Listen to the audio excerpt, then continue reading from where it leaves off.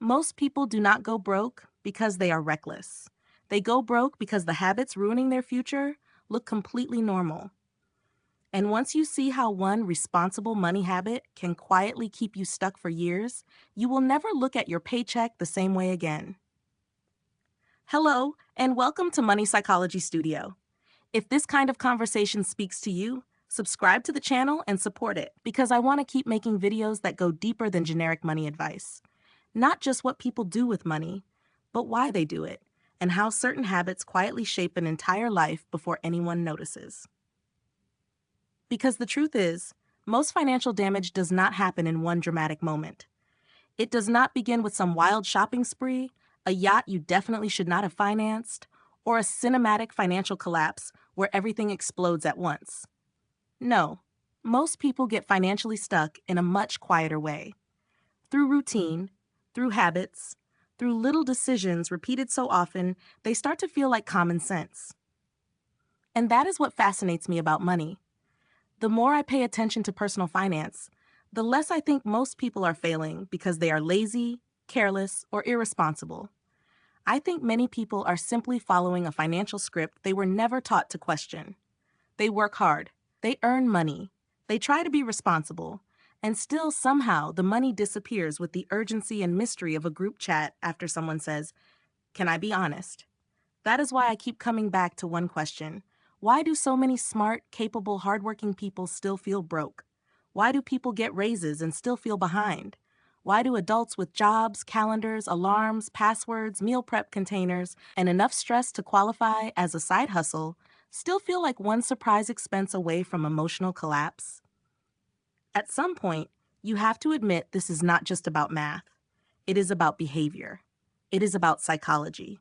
It is about the invisible habits quietly deciding your financial future while you are busy trying to survive the month. And one of the most important of those habits is paying yourself last. This is so normal that most people never even think of it as a habit. It just feels like life. Your paycheck comes in, and immediately it begins disappearing into rent, bills, groceries, debt payments, subscriptions, dinner plans, small comforts, random little purchases that somehow never feel random at the time, and then if there's anything left, maybe some savings. Which means in practice, everybody gets paid before you do. Your landlord gets paid. Your phone company gets paid. Your streaming services get paid. Your delivery app gets paid with shocking consistency. Even that mysterious subscription you forgot existed gets paid with more confidence than most people have in their own goals. But you, the person who actually worked for the money, you wait until the end and hope there is something left.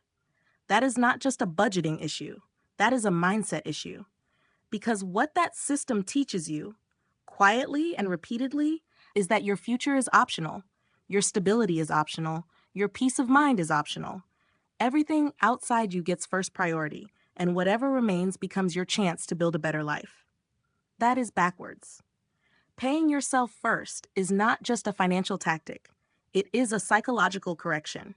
It means that the moment money comes in, a portion of it, even 10% to start, goes to you before life starts grabbing at it with both hands. And yes, at first that feels uncomfortable. Of course it does. Almost every good habit feels slightly offensive to your old habits in the beginning. But that is exactly why it matters.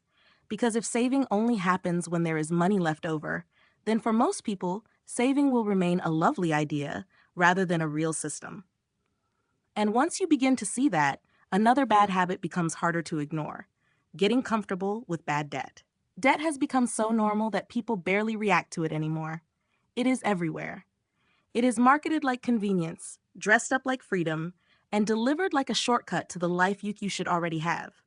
Clothes, gifts, furniture, trips, upgrades, little treats, big treats, emotional support purchases disguised as necessities.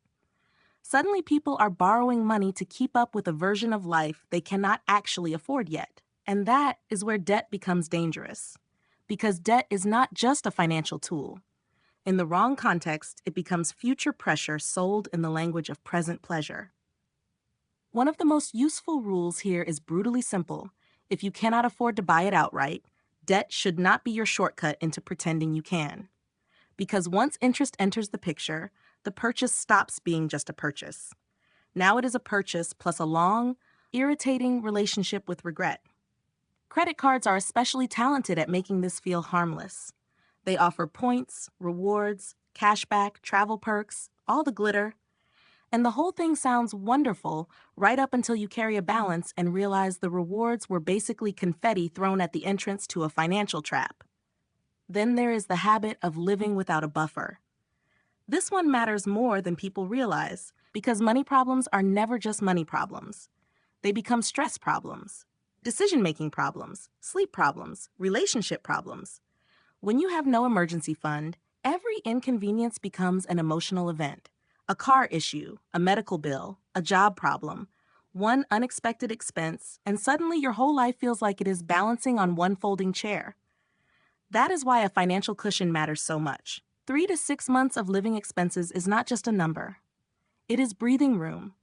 It is the difference between reacting and thinking. It is what gives you space to handle life without instantly spiraling into panic mode and making desperate decisions. And again, this does not happen through one glorious breakthrough.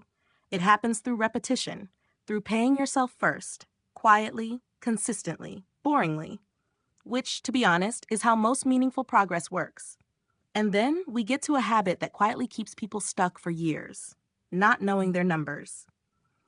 A surprising number of people want financial freedom while remaining almost completely vague about their own financial life.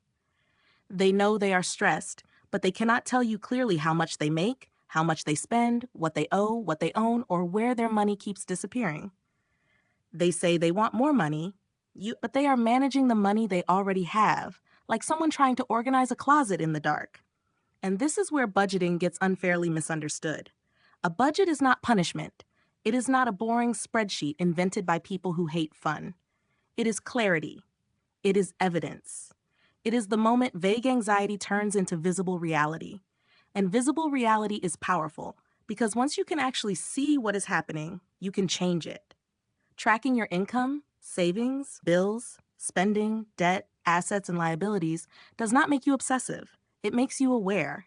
And awareness is where every serious financial shift begins. Now, once you start fixing those foundation habits, a more uncomfortable question shows up right behind them. If people do begin earning more, why do so many of them still never feel financially free? This is where money gets sneaky. Because at this stage, the problem does not look like failure anymore. It looks like progress. The paycheck grows, the apartment gets nicer, the clothes improve, the coffee becomes more expensive for no scientifically valid reason. Life looks upgraded. But underneath, something still feels oddly familiar. Still tight, still fragile, still dependent on the next paycheck arriving on time like a character in a suspense movie. And one of the biggest reasons is lifestyle inflation. Lifestyle inflation is what happens when your spending rises right alongside your income, as if the two of them signed a private agreement never to let you get ahead. Better phone, better skincare, better groceries, better travel, better furniture, better habits, supposedly, better everything. And none of it feels reckless, which is exactly why it is so dangerous. It feels earned. Now, I am not against enjoying money. I do not think financial wisdom means living like a deeply suspicious minimalist who treats joy as a scam. But there is a difference between improving your life and quietly raising the monthly cost of being yourself. That difference is where people get trapped. Because once luxury becomes routine, it stops feeling optional and starts feeling necessary. What used to be a treat becomes your baseline. What used to feel special becomes just normal now. And before long, your higher income is not creating freedom. It is just funding a more expensive version of normal. That is the real trap of lifestyle inflation. It flatters you while it drains you. It tells you that you are moving up while making sure you still need every dollar. That leads to another habit that sounds responsible but becomes limiting when it is your whole strategy. Focusing only on saving. Saving matters. It absolutely matters. It gives you control, stability, and a layer of protection against chaos. But saving alone has limits. There are only so many subscriptions you can cancel, so many dinners you can skip, so many little efficiencies you can squeeze out of life before your budget starts feeling less like a plan and more like a hostage negotiation. At some point, the question has to become bigger. Not just, how do I spend less? But, How do I earn more? That is where wealth building changes character. Maybe it means asking for a raise. Maybe it means building a higher value skill. Maybe it means creating a side income, starting a business, or moving toward work with more upside. The exact path will differ from person to person, but the principle stays the same. Wealth is built from both restraint and expansion. A lot of people become extremely good at shrinking their lives without ever learning how to grow their opportunities. And that is a very disciplined way to stay stuck.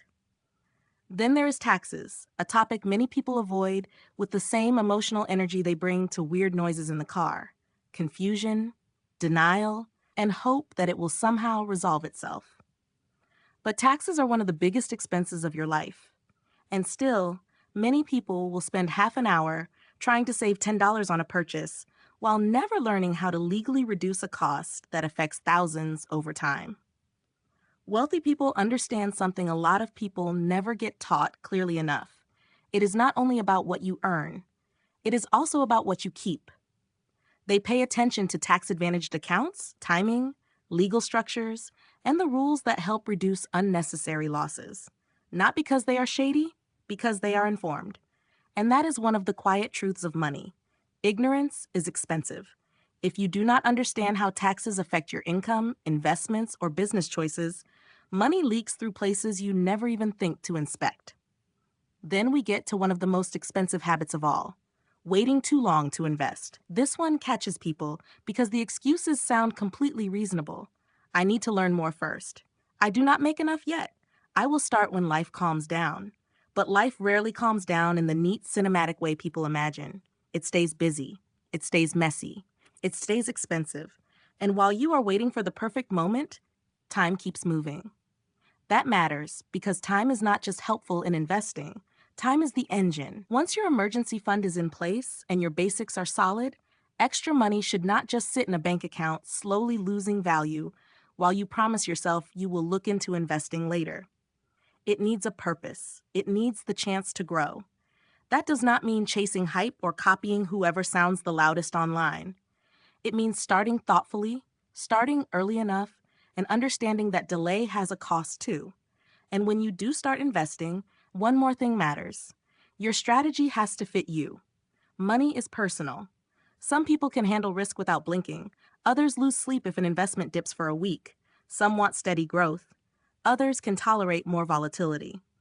Diversification matters because life is unpredictable. Markets have moods, and your future should not depend on one dramatic guess. A strong strategy is not the one that sounds impressive at dinner. It is the one that balances growth and protection in a way you can actually live with. At the end of the day, the biggest money mistakes are rarely dramatic. They are usually quiet habits that feel normal until they shape your entire future. And that is what makes them so powerful. The good news is that habits can be changed. You do not need to fix everything overnight, and you do not need a perfect plan by tomorrow morning. You just need the honesty to notice where you are stuck and the courage to change one pattern at a time. Sometimes real financial growth does not begin with a huge breakthrough. It begins with one small decision repeated long enough to change your life. So here is a simple question for you. Which of these money habits do you think is the hardest for people to break? Please share your thoughts in the comments so everyone can learn from different perspectives. And if you enjoyed this video, please subscribe to the channel to support us and motivate us to keep creating more valuable content for you.